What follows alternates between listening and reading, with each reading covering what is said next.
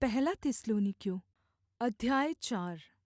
इसलिए हे भाइयों, हम तुम से विनती करते हैं और तुम्हें प्रभु यीशु में समझाते हैं कि जैसे तुमने हम से योग्य चाल चलना और परमेश्वर को प्रसन्न करना सीखा है, और जैसा तुम चलते भी हो वैसे ही और भी बढ़ते जाओ, क्योंकि तुम जानते हो कि हमने प्रभु यीशु की ओर से तुम्हें कौन-कौन से निर्देश पहुँचाए। क्योंकि परमेश्वर की इच्छा यह है कि तुम पवित्र बनो, अर्थात् व्यभिचार से बचे रहो, और तुम में से हर एक पवित्रता और आदर के साथ अपने पात्र को प्राप्त करना जाने। और यह काम अभिलाषा से नहीं, और न अन्य जातियों के समान जो परमेश्वर को नहीं जानती, कि इस बात में कोई अपने भाई को न ठगे और न उस पर दाँव चलाए, क्योंकि प्रभु इस सब बातों का पलटा लेने वाला है, जैसा कि हमने पहले तुम से कहा और चिताया भी था।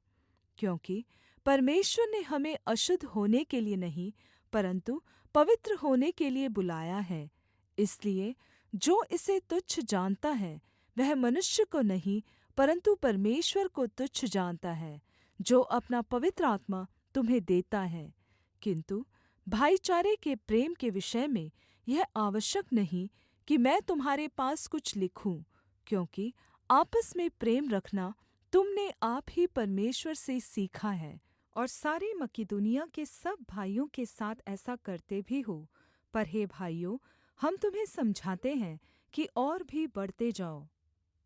और जैसा हमने तुम्हें समझाया वैसे ही चुपचाप रहने और अपना-अपना कामकाज करने और अपने-अपने हाथों से कमाने का प्रयत्न करो, कि बाहर वालों के साथ सभ्यता से बर्ताव करो और तुम्हें किसी वस्तु की घटी न हो।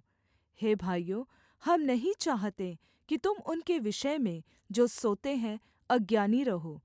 ऐसा न हो कि तुम औरों के समान शोक करो जिन्हें आशा नहीं।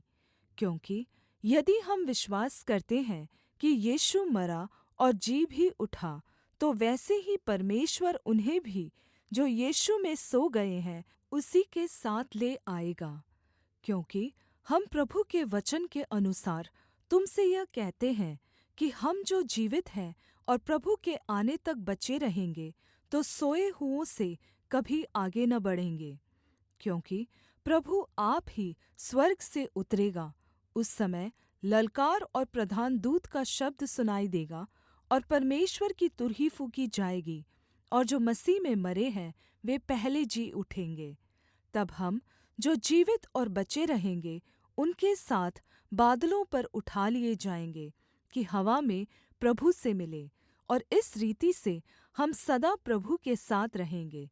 इसलिए इन बातों से एक दूसरे को शान्ति दिया करो।